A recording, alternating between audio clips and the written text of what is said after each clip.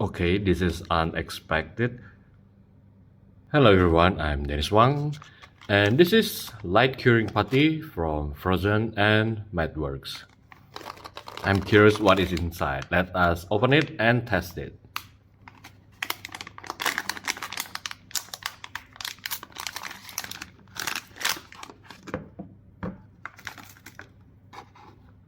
A wooden stick. Anything else? Okay, nothing.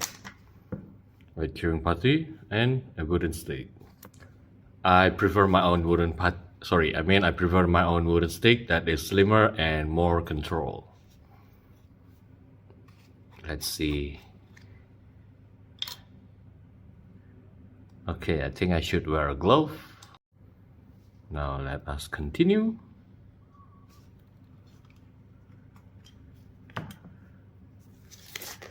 I think I can open it now. One thing for sure, avoid skin contact. Yep, the consistency is almost like a hair wax.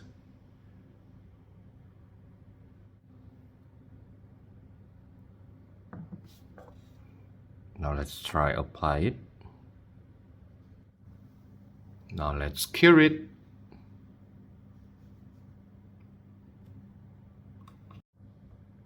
I think it's enough. Okay, let's see if it's still sticky. Nope, it is totally dry. This is the fastest work that I've done to plug the drain holes. Okay, let's do another test over here.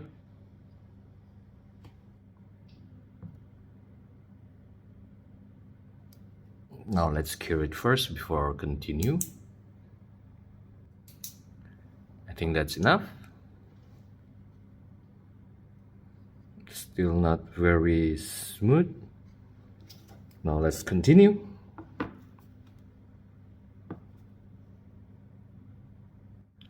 Now, according to the instruction here, you could smooth the putty using alcohol and clean the excess. Now let's try it.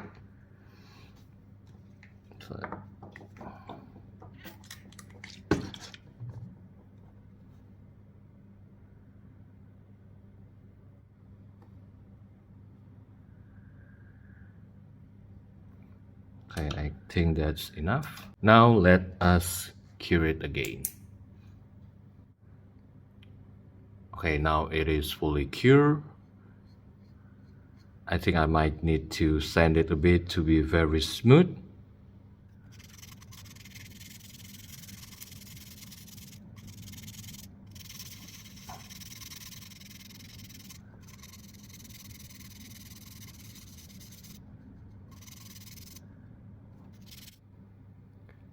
And as expected from the light curing putty, it works really nice, smooth. I cannot feel any gap. And here I do another one on this head sculpt here.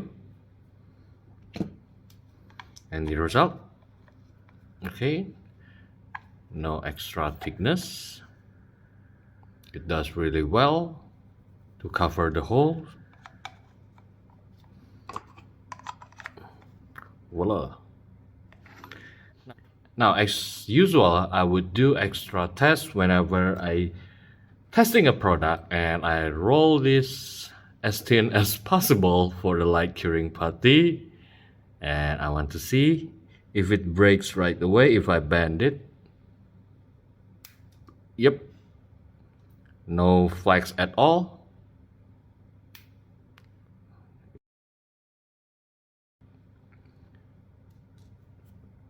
Now, another test that I want to do with this light curing putty. Putty, okay. Now, this is another test that I prepared behind the camera. I glue these two parts together, and I intentionally give it a very big gap to simulate maybe your print has a bad distortion and the parts it is not connecting well. And yes, it works really well to glue these two parts together. Now I'm going to try to pull it apart. Okay, let's try to pull it here. Nope. Nope. Looks like it's welded very well. Now the fun part, I will try to bend in the middle.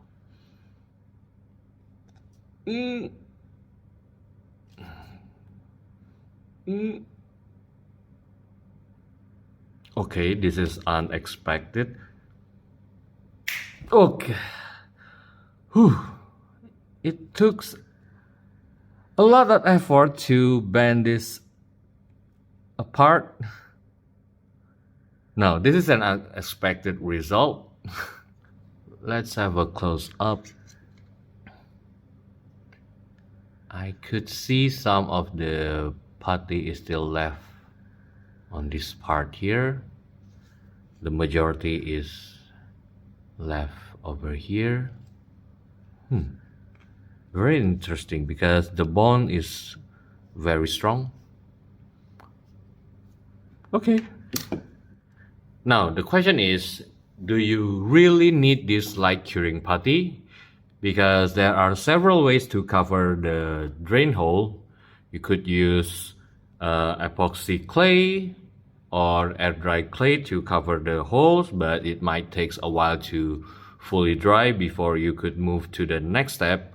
Or you could mix the same resin that you used to print your object with some baking soda, and then you could apply to the hole, cure it with your UV flashlight.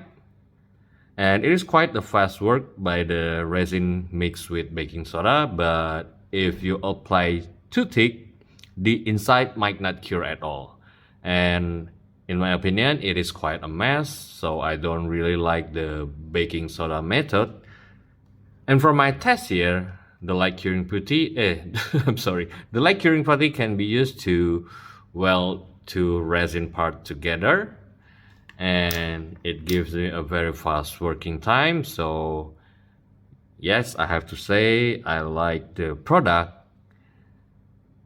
But the big question is, do you guys think it's worth the price? Please let me know in the comment section. See you guys in the next video.